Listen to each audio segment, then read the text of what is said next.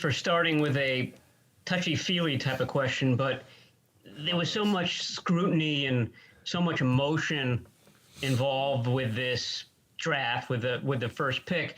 I'm just wondering how you guys feel, whether this feels like you did at the end of the 2017 through 2020 drafts, or whether you feel like this is in fact different, special. Yeah, I'll tell you right now, I feel tired. Like it. I'm really, man. We got better. I know that during this draft process, and I feel very strongly about that. I think it was tougher because of all the challenges that this year presented. Guys not playing for a year, medical not being centralized. I think there were some challenges. I think we handled them extremely well, and I think the league did. But as a result, I think I'm ready to go on vacation and leave Kyle here to run the team. So no, but that's how I feel. But I noticed that too with the players. I think Kyle usually, I call them and I get elation, and then by the time I'm giving them over to Kyle, the emotion is starting to come, the tears, and I felt more of that this year. I mean, there were some really touching deals where Kyle's, I can feel it when they're crying. Kyle's getting, it's just, you felt like a lot of emotion up there, and that's cool. I didn't cry though, man. You didn't cry, yeah, like a couple tears. Right. Hey guys, this is for both of you. It's kind of a two questions in one, but you talked in January a lot about maybe potentially altering some things based on injury histories and just kind of taking a deeper look at that throughout your process. I'm wondering how that maybe factored in. It seems like a lot of these guys are pretty clean injury-wise. And also along with that, how much and how hard it was to obtain that medical information this year in particular. Yeah, I think for me personally with injury stuff, I'm always, it's not just counting here, but anywhere I've been in my career. You got a lot of history in different buildings where people are taken off boards because of injuries, and sometimes you debate it the whole time. And I've been to a lot of places where a guy we love's taken off a board, and then you watch him go play somewhere else for 10 years, and you got to go against him. And so you're like, man, I'm never doing that. And then we've been here, and we've had a few guys we've had issues with, or they've had a history, but we like the player, and we're betting that we're willing to take that risk. And some have worked and some haven't. What I've learned with some of our luck here, especially last year, also in our Super Bowl year, definitely our second year too, when too many of those add up, it's hard to compete. And I think that hit us harder than anything last year. That hit us before COVID, and that's something we can't do again. So we're not saying that we'll never take a risk again or anything, but we definitely wanted to make a point because of what's happened the last couple of years, at least to try to avoid that. Yeah, I think that's a great depiction of how we've handled it. I think, right, wrong, or indifferent, Kyle and I sometimes have looked for value with a guy injured because you might get a real talented player, and yeah, you learn, you grow. I think the other thing, we did tangibly change some things in our grading process. Not what the doctors are telling us, but how it's delivered, just to make it clear, like, okay, is this grade, with a high risk or low risk, just really clarifying that. And I think that was a positive step because it made probably easier, like we're not touching these guys, the ones that were really bad. And so that probably cleared some things up. And, like I said, you learn over time. We make adjustments each and every year, but after you go through what we went through last year, you take a harder look. And we didn't overreact to it, but I think we responded accordingly. Yeah, hi guys. Two of the areas we thought you might address in the draft were going after a number 3 wide receiver, a slot receiver, and then also maybe another edge rusher to help out the guys that are coming back from injuries. Can you go over those two positions and how you see them? Yeah, I think that's one thing that's always tough with the draft from fan standpoint or people just watching it. It's everyone thinks the needs, and a lot of people are accurate with certain things, but you don't go into the draft just picking everything you want. There's a huge evaluation. You don't know who's going to get there. Yes, there's some positions you want more than others. So if some guys are in the same area of talent and stuff, you always go with the need. but it doesn't always work out that way. You know, you don't always expect we didn't go into this draft thinking we're going to take 2 running backs, and that's who we really liked where that was. So I wouldn't say to look into that any more than that. I mean, I would always like to take a receiver. I would always like to take an edge rusher, but it's got to be a guy that you think can make your team. And so that all depends on where that round fell and what was there when we got there. Yeah. And I think indicative of that, like, Jalen Moore, our first pick in the 5th, our intention wasn't to take a guard. It was that he really was the guy that we had the highest grade on. And we don't just purely go by grades. We go by how people feel in that room and how convicted we all are. And we felt great conviction there. So I think at this point we weren't married to certain positions. In some cases, yeah, you have a need, you got to try to fill it. But we just kind of, I think Jalen, Elijah probably fit into that category where they were the best players right there at that point. And when you can do both, which I think we did with Lenore and Hufanga, then it really lines up. Hi, John. I wanted to get a couple injury updates on existing players we haven't heard about for a while. Jalen Hurd and Sean Coleman, and specifically Hurd, how that might fit into your receiver plans moving forward since you haven't picked one there. Yeah, Jalen's rehab is going well. We're eager to get him back here, because he's been rehabbing away, but we check in regularly, and he's doing a nice job with his rehab. So, we're excited about that. I think Jalen's always been a hard worker and has just had some tough luck with that stuff. And he'll continue to work hard, and we think he'll be ready to go. Who was the second one? Sean Coleman. Sean with the opt out. Obviously we didn't see him for quite a while. Sean had, we didn't put any pressure on anyone who felt compelled to opt out, but Sean had a history that we completely understood that. Sean came back and, we asked him the question, is this something you want? And Sean not only talked about wanting to come in and compete, he showed it by showing up here. And he's been here a lot this offseason, and he's really looking good, just out in workouts, which, we'll see once we get on the field. But Sean's doing a nice job. We're pleased with that. Hey guys, just hoping to get a little bit of clarity on the round 5 guys and what positions you hope to play them. I think you just mentioned Jalen Moore. Is he going to be a guard initially in your eyes? And then with Lenore, is he sort of is he somebody who could play in the slot and outside? And also with Hufanga, maybe sort of that hybrid strong safety linebacker role? I think you just hit it right there with all the guys. Let's see, going through the first one. Jalen, definitely, I would say ideally a guard, but we feel he has the skill set and stuff. We can move him out to tackle also, similar to some of the guys that we have there, that could play both the spots. I think in the ideal world, we'd probably keep him at guard, but we're excited he could do both. And then with Demo, we're going with. With Demo. You guys need to help us out with his first name. With Demo, he's not a nickel only, which means that he could play outside or inside. He'll come in here and try to figure that out and learn it, but he's got the skill set to where he has the ability to play either one. And then Hufanga love him at safety. Hits like a linebacker. His mentality is. He's an old school badass, as we say. So we're excited to get him here, see what he can do on special teams. Hopefully he can earn a role there first to start. We'll try him at safety. If it's better at linebacker, that'll eventually happen too. But we're excited to get the football player. With Lenore, Demo, he has ties to Richard Sherman. I know you've had former players talk to you about them. Was that connection realized at all? And then also, especially with you guys looking at character being such an important role in your locker room, was that something you really targeted with Trey Lance, especially with the situation he's coming into? I didn't know he was tight with Sherm. It's good to know. I'll call him now and ask him more about him. A little late, but I'm sure it'll be good.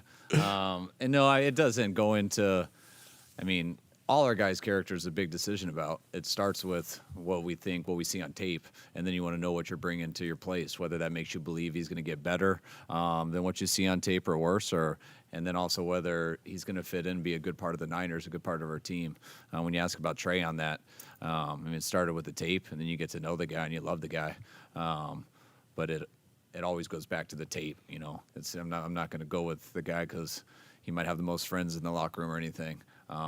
But all those guys kind of cross that off the list that any one of those guys we thought character-wise would have been awesome in here. Yeah, and we talk about that a lot, Jennifer, and Kyle talks about it all the time. It's not if, it's when you're going to face adversity in this league. This is a tough league. I think obviously at quarterback that's probably more true than any position. You're going to face adversity, so are you made up the right way that you can respond to that?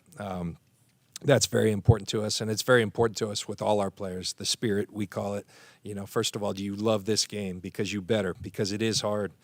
And we've both lived it, and we know it. And so, I think what happens is we've got a culture of a bunch of guys here who really do, because we look for that.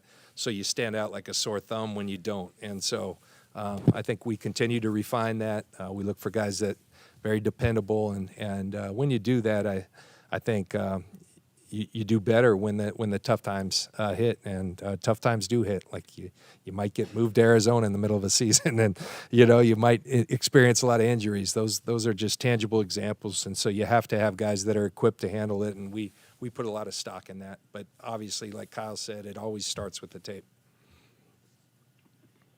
Hey guys, if I could ask two. One would just be, as far as your slot receiver, do you view that guy as being on your roster, or do you still look into free agency there? And then also as it relates to Garoppolo and his contract, is that budgeted? Are you comfortable with his number? Assuming he's around for a little while, or is that something you've talked to him or will speak to him about, maybe reworking it? Yeah, with the receivers, it's we got a number of NFL receivers, and what I mean is guys who are NFL players, and we got more than 6 of those. You always will look to upgrade, and we think there's a slot receiver or outside receiver that could make our team or beat the guys out in front of them. Like, we would never hesitate as long as it makes sense financially. But I also think we can win with the receivers we have. But we'll always continue to look to get better. And Jimmy, that from contract standpoint and stuff, I always ask if it can fit in the cap and if we're okay with it. And when I say if we're okay with it, the people have to pay that. And I know Jed and his family are okay with that, and I know it fits in the cap. So that's why that's why we feel it's a pretty good situation for us. Yeah, it was I think a testament to the commitment of our ownership. When this process was going on, that's a question that we asked. We arrived at a point where that was our preference to draft a quarterback and keep Jimmy, and provided that someone didn't come and just completely blow us away. And they gave us that commitment that we could do that, and we're happy to have that situation right now because we believe it's a very strong one. Kyle, another question on slot receivers. I know that heard that you have an affinity for guys who can run those choice routes, and it just seems like since Trent Taylor ran into his health issues year 2, you haven't had anyone to run those routes out of the slot position. Do you feel confident in the ability to find somebody who can make those, who can get open against man coverage repeatedly from the slot position on third downs? I think we have some guys on our team who have done it. I think have guys who are about to show they can do it. And hopefully guys like Jalen and stuff, hopefully he can get healthy and have a chance to compete with these guys so he could show he could do it. We do love the choice route, giving a guy an in-break or an out-break based off of leverage. Trent was very good at that, especially before he got his injuries. Our backs all do that. We've used them the most on that route, probably. There's really no difference in it, whether it's coming from the backfield or the line of scrimmage. But I've also learned when you don't have someone who's ideal at the choice route, you learn other stuff that you like. And, when you've done this long enough, as far as all the different places I've been as a coordinator and everything, everything, you start out your first year and you think there's things you have to do to succeed, which would have gone to me back to Houston. And then you go somewhere and you get a different type of quarterback and you realize, oh man, I got to do different stuff. And you're like, oh, this isn't that bad. And the same thing happens with the receivers, with O-line, with backs. So, yeah, you always ideally want something, but there's nothing that you have to have. And that's kind of, I feel like I've learned that through experience. Kyle, as far as tight ends go, there was a report last year that you were interested in Austin Hooper and that you might want to upgrade that position. It seemed like sort of a tricky tight end draft, that the depth wasn't quite there. Is that still a position you're sort of evaluating and looking into? Always. I mean, we got. It's hard to make our team with the 3 tight ends that we've had, or 3 really good players. The 4th tight end that we've had has been on our team and been up for games, and he's a good player. So it's not easy just to come in and beat these guys out. You would always love to get better. You'd love to get better at every position. That's the stuff you have to look to in free agency. That's the stuff you have to look to in a draft. I would love to take a tight end in the 1st, 2nd, or 3rd round. Would love to, but we've taken one in the 5th, and so every one we look at, we keep thinking how good they are in the 5th, and so it's hard for us to go higher for one. We've kind of killed ourselves forever with that with George. I'm always like, man, we can get a better one in the 5th, but I don't know if that's going to happen ever again like that. But no, we would always love to add tight ends. Anybody who can catch the ball and score points and also help us block, like you never can have enough of them. But you also got to balance your team out, and that comes to how you find people in free agency, which costs a lot of money, and then how you spend your draft picks. And there's only so many high draft picks. You guys really made it a point to supercharge your run game in this draft, not just with the running backs, but the offensive linemen and the quarterback too. What is your vision for the run game next season? I mean, I know it comes off that way too. Like, it looks like we made a super point to do it before the draft, but it's also, I mean, it started with the quarterback, and we didn't go into that saying, hey, we are going to draft a guard in the 2nd round, and we are going to draft a guard in the 4th round, and we are going to get 2 back. I mean, we don't do that at all. It started with the quarterback, and you evaluate everyone, and kind of ended up that way. I mean, there's been other years that we've come in and expected to get that stuff and had none. The way I evaluate the run game, and I think it's important to us every year. I think you guys know that. I think the way that we run the offense, and I always want to be in a situation where you have to be 50-50. I just think it takes the pressure off of everybody, especially the quarterback and especially the O-line. So you try to put a team together that you can always never feel like you have to be one-dimensional. And I know a lot of the guys that we added in this draft, like you mentioned, will really help that.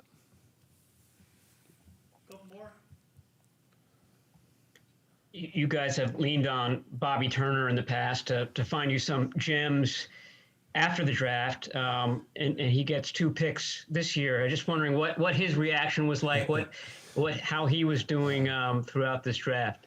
Bobby was unbelievable. Bobby's been sensitive lately because I haven't talked to him as much, he claims, in the last month, because I've been up in the draft room, and he comes up for the running backs and stuff, so we got one long day together.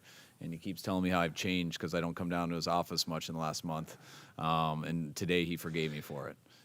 I told him I've been working on some stuff, and he didn't believe that until he saw we got him 2 running backs. So he was very happy. Yeah, I even got on Bobby's list this offseason. So, that, a couple things that went on. And but it's always so fun when we take him back. Kyle will go down because Bobby calls these guys, as much as you are possible, as you're allowed to. And, but it's a great checks and balances. He finds out a lot about these guys because he's going to call them and he wants a call back. And so these guys have been through the ringer by the time they've gotten to us. And Bobby, I'm sure, is very happy today. John, you mentioned spirit a little bit earlier. It seems like Ufanga really sort of exemplifies that. Could you just pull back the curtain a little bit and just talk about the interactions you guys had and what drew you to his personality as well as his play? Yeah, the only interaction, Chris, oftentimes when we have questions or we, just kind of by the feel of things, we get on the phone or Zoom with people. We didn't do that with Talanoa because the tape told you everything you needed to know. And, he's an exciting player. He really is. He plays it with tremendous passion, tremendous energy. I think his game is versatile. And, I think you hit it early. There's things where he's got some hybrid qualities. And, that I think you can get, maybe what happened to him is that maybe you get pigeonholed. Like, what is he? But what we knew him to be was a really good football player that was still there long after we felt like he would go. And so that became very attractive to us. He's a playmaker, got a knack for making big plays, and we're excited to get him into the fold. I saw a quote at Fired Up Hightower that his goal is to be a special team Pro Bowler in year one, and that's a tremendous goal. We hope he can do that. I got another touchy-feely one. You talked a little earlier about the tears. When we talk to these guys, you almost forget that dreams are coming true. Do you guys almost forget that, or do you ever take a moment, even after the draft, to say, like, wow, we just made a bunch of people's dreams come true this weekend? I always do. I think back to, I've said this before, but I think back to 1993, and it took a long time, and it was a long wait. But when you get that call, I mean, it is the culmination. It's not, I shouldn't use the culmination because it's also the beginning, but it's just such an unbelievable moment, and it really is fun, and that is never lost on me. Sometimes you have a pick right thereafter, so you got to snap right back, but that's kind of what makes this thing fun, is to hear Aaron Banks. I mean, he couldn't even hear us because there was such a big eruption at wherever he was, I think over here in the East Bay. And it sounds like with a bunch of Niner fans, that kind of stuff is fun. And we get to, that's one of the cool things of this job, is we get to be the ones to deliver that news. And I will never take that for granted. Yeah, I agree. It's awesome. John definitely is on that a lot more than me. He remembers it much more. But to me, whether it happens on the phone call, sometimes it's hard on the phone call. You barely can hear him. Everyone's in the background yelling, and there's usually a camera filming me, which is kind of awkward. But I like when I get home at night and you get to see the highlights of it, and you watch on TV, and then they actually show the kids' room. I don't get to see that. And then when I watch their family members and everyone around them, that's what's really cool to me, because I'm sitting there talking, and they're trying to be polite to me, and all I'm really saying is, dude, we'll see you when you get here, man. Go enjoy this with your family. This is awesome. And then when I get to see that when I get home and kind of watch on SportsCenter or whatever, that's when I'm like, man, that's so cool. I was so pumped we got him. Now I realize how much that meant to his family. I mean, you guys can see that on Thursday night when you did that with Trey Lance. You were talking, did he come in today to do kind of get started on any of the playbook stuff? And then when's that rookie camp when these guys are allowed to come in? I haven't talked to Rich today, but Scangarillo and him were supposed to get together and go over some stuff. Just to give some stuff for when he goes back for the week. We usually do our rookie mini camp the first week. We're not doing that this year because you can't have the same amount of tryout guys. So we're going to do it the second week. So I think they come back a week from this Wednesday for physicals and everything. We have the rookie mini camp, and then they can hop in on that Monday with all our players who that'll be the first day of phase 2, which is the first day we're really allowed to see them in person. All right. Thank you, guys. All right, Thank you. Thanks.